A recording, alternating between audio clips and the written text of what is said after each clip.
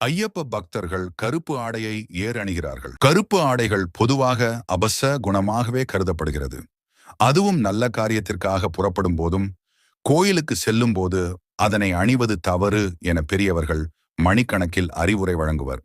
ஆனால் ஐயப்ப பக்தர்கள் சபரிமலைக்கு செல்லும் போது கருப்பு உடை அணிகின்றனர். கருப்பு உடை அணிவது ஏன் தெரியுமா? கார்த்திகை மார்கழி குளிர்காலங்களில் ஏற்படும் அதிமான குளிரை நம் உடல் தாங்க வேண்டும் என்பதால் குளிர்காலத்தில் கருப்பு நிற ஆடைகளை அணியச் சொல்கின்றனர். அதோடு குளிர்காலத்தில் சபரிமலையில் அதிகமான குளிரும் இருக்கும் என்பதால் தான் அந்த குளிரையும் தாங்கும் என்பதால் தான் கருப்பு நிற ஆடையை அணிந்து செல்கின்றனர். இது மட்டுமல்ல, இன்னொரு காரணமும் உள்ளது. கார்த்திகை மாதத்தின் ஆரம்பத்தில் ஐயப்பனுக்கு விரதம் தொடங்குகிறது. இது மிகவும் கடுமையான விதிகளுடன் நடத்தப்படுகிறது. இதனை கஷ்டங்களை போக்கவும் நினைத்த காரியங்கள் நடைபெறவும் செய்கிறார்கள். சுமார் 48 நாட்கள் கருப்பு ஆடைகளை அணிந்து ஐயப்ப பக்தர்கள் கடுமையான விரதத்தை கடைபிடிக்கின்றனர். சுய கட்டுப்பாட்டை கடைபிடிப்பது இதன் அடிப்படை பழக்கம். மது மாது ஆசைகளை துறந்து நாள்தோறும் ஐயப்பனை வணங்கி வருவார்கள். இந்த நாட்களில் அவர்கள் கருப்பு ஆடைகளை உடுத்துவதற்கும் சனி பகவானுக்கும் தொடர்பு உள்ளது. ஒரு சமயம் சனீஸ்வர பகவான் ஐயப்ப பக்தர் ஒருவரை பிடிப்பதற்காக சென்றபோது அவரை தடுத்து நிறுத்திய தர்மசாஸ்தாவான ஐயப்பன், எனது பக்தர்களை ஏன் தண்டிக்கிறீர்கள்? அவர்களுக்கு கொஞ்சம் கருணை காட்டக்கூடாதா என்று கேட்டார். அதற்கு சனீஸ்வரர், எனக்கு ஏழை பணக்காரர் பாரபட்சம் இல்லாமல் அவர்களை பிடிப்பேன், அதுதான் என்னுடைய தர்மம் என்றார் சனி பகவான். மேலும் பிரம்மா விஷ்ணு சிவன் ஆகிய மூவரும் எப்படி தங்களுடைய படைத்தல் காத்தல் அழித்தல் என அவரவர் தொழிலை செய்கின்றார்களோ அதேபோல் என்னுடைய வேலையை உரிய நேரத்தில் சரியாக செய்கிறேன். அதுபோலவே மானிடர்கள் செய்யும் கர்ம வினைகளுக்கு ஏற்ப அவர்களை தண்டிக்கிறேன்.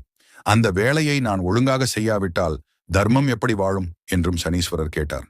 சனீஸ்வரரின் பதிலில் திருப்தி அடைந்த ஐயப்பன், சரி, இனிமேல் நீ தரும் தண்டனைகளை என்னிடம் சொல்லு. அந்த தண்டனைகளை ஒரு மண்டல காலத்திலேயே அனுபவிக்குமாறு என்னுடைய பக்தர்களுக்கு விரதம் முறைகளாக நான் வகுத்து தருகிறேன் என்றார் ஐயப்பன். நான் கொடுக்கும் கஷ்டங்களை தண்டனைகளை ஒரு மண்டல காலத்திலேயே எப்படி கொடுக்க முடியும் என்று கேட்டார் சனீஸ்வரர்.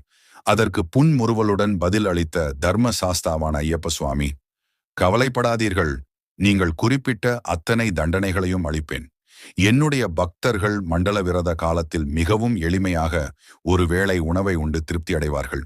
வெறும் தரையிலேயே படுத்து உறங்குவார்கள்.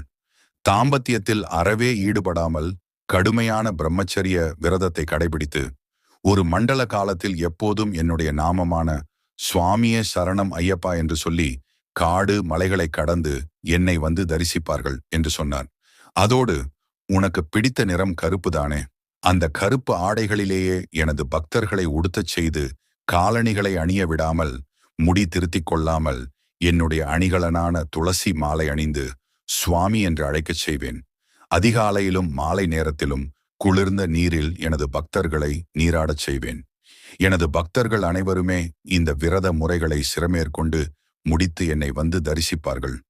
அவர்களை நீ உனது கொடூர பார்வையை செலுத்தாமல் மனம் கனிந்து கருணை மழை பொழிந்து அருளாசி வழங்கி வர வேண்டும் என்று கேட்டார் ஐயப்பன்.